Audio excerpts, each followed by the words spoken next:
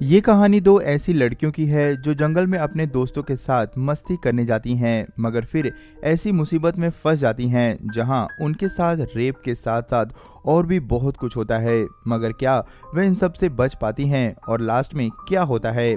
कहानी बहुत ही मिस्टीरियस है। फिल्म की शुरुआत में हम एक फैमिली को देखते हैं जो छुट्टियां बिताने के लिए शहर से दूर अपने एक लेक हाउस की तरफ जा रहे होते हैं। इस फैमिली में 3 लोग होते हैं, जिसमें लड़की का नाम मैरी होता है जो अपने पापा जॉन और मॉम एमा के साथ जा रही थी। उसके पापा पेशे से डॉक्टर थे। कुछ देर बाद वे उस लेक हाउस पर पहुंच जाते हैं। उनका ये लेक हाउस जंगल के बीचों बीच एक नदी के किनारे बना हुआ था। वहां वो लोग खूब मस्ती करते हैं। एक दिन मैरी अपनी मॉम से अपनी फ्रेंड की जनरल स्टोर की शॉप पर जाने के लिए कहती है। उसकी मॉम कहती है कि ये जगह उनके लिए नहीं है, इसीलिए उसे नहीं जाना चाहिए, लेकिन उसके पापा उसे जाने की इजाजत दे देते हैं। साथ ही उसे कार की चाबी भी दे देते हैं। मैरी बहुत ही खुश होती है और वह अपनी फ्रेंड की शॉप पर चली जाती है। उसकी फ्रेंड पेज उसे देखकर बहुत खुश होती है। वे दोनों बहुत सारी बातें करते हैं। वहीं जस्टिस नाम का एक लड़का उनकी बातें सुन रहा होता है। वह पेज के पास आकर उसे सीरियल का पैकेट मांगता है। पेज उस लड़के से उसकी उम्र पूछती है। वह कहती है कि अगर तुम 18 के हो तब तो मैं तुम्हें ये पैकेट दे दूंगी। जस्टिन कहता है कि अगर तुम मुझे ये दोगी तो मैं तुम्हें वो दूंगा जो तुम्हें चाहिए। वह बताता है कि उसने उसकी सारी बातें सुन ली है। ये जानकर पेज मैरी के साथ जस्टिन के घर जाती है, जहां पेज जस्टिन के साथ उसके घर के अंदर चली जाती है और मैरी उसका कार में इंतजार करती है। काफी देर बीत जाने के बाद जब पेज बाहर नहीं आती तो मैरी भी उस घर में चली जाती है। दरवाजे पर उसे एक पेपर की कटिंग मिलती है जिसमें एक आदमी की तस्वीर होती है जो कि एक क्रिमिनल होता है। वह और कोई नहीं, जस्टिन का फादर होता है। मैरी इग्नोर करते हुए अंदर चली जाती है तो वे देखती है पेज और जस्टिन स्मोकिंग कर रहे होते हैं। वे लोग मैरी को भी स्मोकिंग करने के लिए कहते हैं, लेकिन मैरी मना कर देती है। लेकिन पेज के बार बार रिक्वेस्ट करने पर मैरी भी उनके साथ एंजॉय करने लगती है। जस्टिन अब उनका बहुत अच्छा दोस्त बन चुका था। तीनों खूब एंजॉय कर रहे होते हैं। तभी दरवाजा खुलता है और 3 लोग घर के अंदर आ जाते हैं, जिसमें एक जस्टिन का फादर क्रैग था और एक उसका अंकल फ्रैग था। उनके साथ सैंडी नाम की एक लड़की भी होती है। क्रैग जस्टिन को मैरी और पेज के साथ देखकर बहुत गुस्सा होता है। वह जस्टिन को एक जोरदार घूंसा मारता है और कहता है कि मेरे पीछे पुलिस पड़ी हुई है और तुम इन लड़कियों के साथ यहाँ मजे कर रहे हो। उनके इस व्यवहार को देखकर पेज और मैरी बहुत डर जाती हैं और वहां से जाने के लिए कहती हैं, लेकिन क्रैग उन्हें वहां से जाने नहीं देता। मैरी कहती है कि भरोसा रखो, हम तुम्हारे बारे में किसी को कुछ नहीं बताएंगे। वे लोग उनकी बात नहीं मानते। ये देखकर पेज बहुत डर जाती है और बाथरूम में जाकर पुलिस को फोन करने लगती है। इससे पहले कि वो पुलिस को कॉल कर पाती, फ्रैंक बाथरूम का दरवाजा तोड़कर अंदर घुस जाता है। वह उसे धक्का देते हुए उसका फोन तोड़ देता है। साथ ही बाहर आकर मैरी का भी फोन तोड़ देता है, जिससे कि वह पुलिस को फोन ना कर सके। मैरी जस्टिन से मदद मांगती है, लेकिन जस्टिन मजबूर था, वह उनकी कोई मदद नहीं कर सकता था। इसके बाद वे लोग उन सभी को कार में बैठाकर कहीं ले जाने लगते हैं। ये दोनों लड़कियां बहुत बड़ी मुसीबत में फंस चुकी थीं। थोड़ी दूर जाने पर मैरी देखती है वे लोग उसी तरफ जा रहे हैं जिस तरफ उनका लेक हाउस है। मौका देखकर मैरी लाइटर से सैंडी पर अटैक कर देती है, जिसकी वजह से कार में ही उन सब के बीच हाथापाई होने लगती है, जिससे कार का बैलेंस बिगड़ जाता है और वह एक पेड़ से जा टकराती है। इस वजह से उन सबको बहुत ज्यादा चोट आती है। खासकर फ्रैग की नाक टूट जाती है, जिसकी वजह से उसे बहुत ज्यादा गुस्सा आ जाता है और वह पेज और मैरी को पीटने लगता है।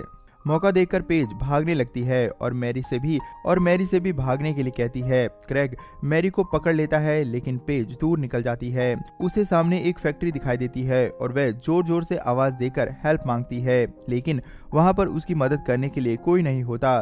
तभी उसका पीछा कर रहे सैंडी और फ्रैग वहां आ जाते हैं। वे दोनों पेज को पकड़कर क्रैग के पास ले जाते हैं।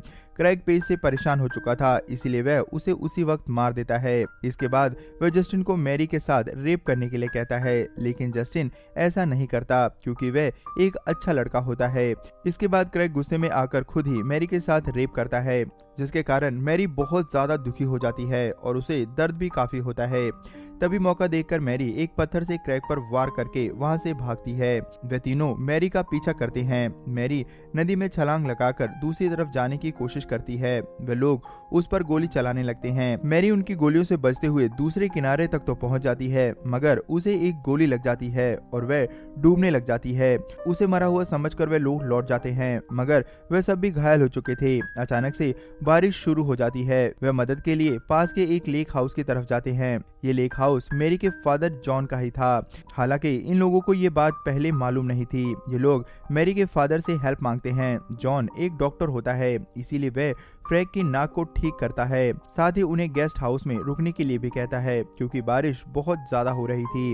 इधर जस्टिन की नजर मैरी की फोटो पर पड़ती है तो वह समझ जाता है कि ये मैरी का ही घर है। उसे बहुत गिल्ट फील होता है। वह समझ नहीं पा रहा था कि वह क्या करे। वह मैरी के फादर को सब कुछ बताना चाहता था, लेकिन क्रैग के सामने वह कुछ नहीं बता सकता था। जस्टिन के पास मैरी का लॉकेट होता है। वह उसे सभी से छुपाकर किचन में रख देता है, जिससे कि मैरी के घर वाले उसे देखकर समझ जाएं। इधर जॉन और एमा मैरी का फोन ना लगने पर बहुत परेशान थे। दूसरी तरफ हम देखते हैं कि मैरी बच चुकी थी और किसी तरह अपने घर की तरफ जा रही होती है, लेकिन दरवाजे पर पहुंचकर वह गिर जाती है। मैरी के फादर को दरवाजे पर कुछ गिरने की आवाज आती है तो वे देखते हैं कि वहां पर मैरी है। वे दोनों मैरी की हालत देखकर बहुत घबरा जाते हैं। वे जल्दी से उसे अंदर ले जाते हैं। मैरी का ट्रीटमेंट करते हुए जॉन को पता लग जाता है कि मैरी के साथ जबरदस्ती हुई थी। उसी वक्त एमा को किचन में वो लॉकेट मिल जाता है, जिससे कि वह समझ जाते हैं कि मैरी की इस हालत के पीछे इन सभी लोगों का हाथ है। जॉन को ये जानकर बहुत गुस्सा आता है और वह इन सभी से बदला लेने का फैसला करता है। वह एमा से इसके लिए तैयार होने के लिए कहता है। जॉन एक रूम में जाता है जहां बहुत से हथियार होते हैं। एमा किचन में होती है। अचानक से फ्रैग उसके सामने आ जाता है, जिसे देखकर एमा डर जाती है। फ्रैग कहता है कि उसे नींद नहीं आ रही है, क्या एक बियर की बोतल मिलेगी। अचानक से एमा की नजर मैरी की तस्वीर पर पड़ती है। वह सोचती है कि कहीं फ्रैग एमा की तस्वीर न देख ले, इसीलिए वह उसके पास आकर उसका ध्यान भटकाने की कोशिश करती है। एमा फ्रैग से कहती है कि वह मेरे रूम में जाकर इंतजार करे। फ्रैग उसकी बात मानकर बाहर आता है। तभी वह टेबल पर मैरी को देखता है। इससे पहले कि वह कुछ समझ पाता, एमा बियर की बोतल उसके सर पर मार देती है। यह देखकर फ्रैग को गुस्सा आ जाता है और वह एमा पर अटैक कर देता है। उसी वक्त जॉन आ जाता है और फ्रैग को देखकर उसका खून खौल उठता है। वे दोनों मिलकर उसका हाथ काट देते हैं और जॉन उसके सर पर हथौड़ा मारकर उसका सर फोड़ देता है। उसके बाद वे दोनों गेस्ट रूम की तरफ जाते हैं, जहां क्रैग और सैंडी सो रहे होते हैं, लेकिन जस्टिन अभी भी जाग रहा होता है। उसके हाथ में एक गन होती है और वो गन जॉन को दे देता है। तभी सैंडी की नींद खुल जाती है तो जॉन उसको शूट कर देता है। गोली उसे छूकर निकल जाती है। सैंडी भागकर बाथरूम में चला जाता है और क्रैग खिड़की से कूदकर एमा के घर की तरफ भागता है।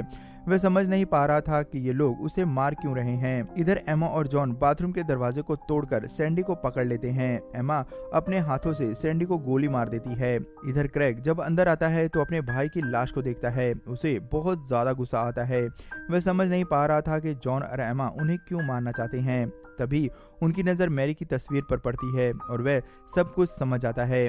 उसी वक्त जॉन और एमा भी अंदर आ जाते हैं। जॉन और क्रैग में जोरदार फाइटिंग होती है। जॉन कमजोर पड़ने लगता है। उसी वक्त जस्टिन आकर अपने फादर पर गन पॉइंट कर देता है। क्रैग जस्टिन से गन छीनकर उसे पीटने लगता है। तभी एमा और जॉन मिलकर क्रैग पर अटैक कर देते हैं। वे दोनों मिलकर मैरी के गुनाहगारों को सजा देते हैं। वे दोनों क्रैग को अपंग करके उसका सर माइक्रोवेव में डालकर फोड़ देते हैं। इसके बाद जॉन और एमा जस्टिन और मैरी को लेकर दूर चले जाते हैं। इसी के साथ ये फिल्म यहीं पर खत्म हो जाती है। दोस्तों, ये फिल्म आपको कैसी लगी हमें कमेंट में लिखकर जो बताएं। इस वीडियो के लिए